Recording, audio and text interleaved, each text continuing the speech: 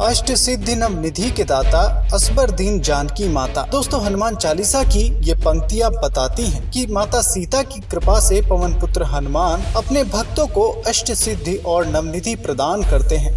जो भी प्राणी उनके सच्चे मन और श्रद्धा के साथ आराधना करता है, हनुमान जी उसे अलौकिक सिद्धियां प्रदान करके कृतार्थ करते हैं। दोस्तों, ये अष्ट सिद्धियां कौन कौन सी हैं, इनके बारे में हम आज की वीडियो में बात करेंगे और उसके बाद ये भी बात करेंगे कि नवनिधि कौन कौन सी है। तो दोस्तों, पहले बात कर लेते हैं इन अष्ट सिद्धियों की, जिनमें से पहली सिद्धि है अणिमा।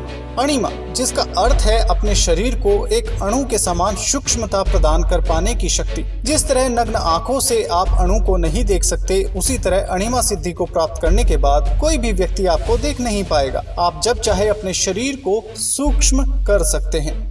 दोस्तों, दूसरी सिद्धि है महिमा। अणिमा के ठीक उलट महिमा सिद्धि प्राप्त करने के बाद आप जब चाहे अपने शरीर को असीमित विशालता प्रदान कर सकते हैं। आप अपने शरीर को किसी भी सीमा तक फैला सकते हैं। तीसरी सिद्धि होती है गरिमा। इस सिद्धि को प्राप्त करने के बाद आप अपने शरीर के भार को भी असीमित तरीके से बढ़ा सकते हैं। आपका आकार तो उतना ही रहेगा, लेकिन आपके शरीर का भार इतना बढ़ जाएगा कि कोई आपको हिला तक नहीं पाएगा।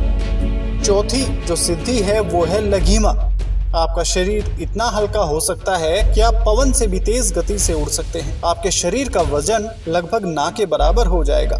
दोस्तों, पांचवी सिद्धि है प्राप्ति। आप बेरोक टोक किसी भी स्थान पर जा सकते हैं। आप अपनी इच्छा अनुसार अन्य व्यक्तियों के सामने अदृश्य हो सकते हैं, जिसकी वजह से आप हर उस स्थान पर जा पाने में सक्षम होंगे जहां आप जाना चाहते हैं, और वो भी अन्य किसी की नजरों में आए बगैर।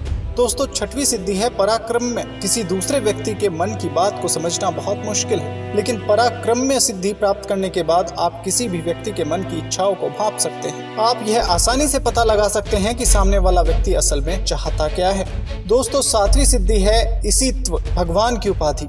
ईशित्व सिद्धि प्राप्त करने से आप स्वामित्व प्राप्त कर सकते हैं। आप दुनिया पर अपना आधिपत्य स्थापित कर सकते हैं। दोस्तों, आठवीं जो सिद्धि है वो है वशित्व। वशित्व प्राप्त करने के बाद आप दूसरों को अपना दास बनाकर रख सकते हैं। आप जिसे चाहे वशीभूत कर सकते हैं, जिसे चाहे पराजित कर सकते हैं। दोस्तों, चलिए अब बात कर लेते हैं उन नवनिधियों की जिनका वर्णन हनुमान चालीसा में मिलता है। पहली निधि है परकाया प्रवेश। किसी अन्य व्यक्ति के शरीर में अपनी आत्मा का प्रवेश करवाना परकाया प्रवेश कहलाता है। आप अपनी आत्मा को किसी मृत शरीर में प्रवेश करवाकर उसे पुनः जीवित कर सकते हैं। दोस्तों, दूसरी जो निधि है वो है हादि विद्या। कई प्राचीन ग्रंथों में हादि विद्या का जिक्र किया गया है। इस विद्या को प्राप्त करने के बाद व्यक्ति को ना तो भूख लगती है और ना ही प्यास लगती है। वह अपनी इच्छा अनुसार बिना किसी परेशानी के कई दिनों तक बिना कुछ खाए पिए रह सकता है। दोस्तों, अगली जो निधि है वो है कादि विद्या। हादि विद्या को प्राप्त करने के बाद जिस तरह व्यक्ति बिना कुछ खाए पिए रह सकता है, उसी प्रकार कादि विद्या को प्राप्त करने के बाद व्यक्ति के शरीर और उसके मस्तिष्क पर बदलते मौसम का कोई प्रभाव नहीं होता। उसे न तो ठंड लगती है, न गर्मी लगती है, न बारिश का कोई असर होता है, न तूफान उसका कुछ बिगाड़ पाता है। दोस्तों, अगली जो निधि है वो है वायु गमन सिद्धि। वायु गमन सिद्धि हासिल करने के बाद व्यक्ति हवा में तैर सकता है और कुछ ही पलों में किसी भी स्थान पर पहुंच सकता है। अगली निधि है मदलसा सिद्धि। मदलसा सिद्धि प्राप्त करने के बाद व्यक्ति अपने शरीर के आकार को अपनी इच्छा अनुसार कम या ज्यादा कर सकता है। लंका में प्रवेश करने के लिए पवन पुत्र हनुमान ने अपने शरीर को सूक्ष्म कर लिया था। अगली जो निधि है वो है कनकधर सिद्धि। इस सिद्धि को प्राप्त करने वाला व्यक्ति असीमित धन का स्वामी बन जाता है। उसकी धन संपदा का कोई सानी नहीं रह पाता।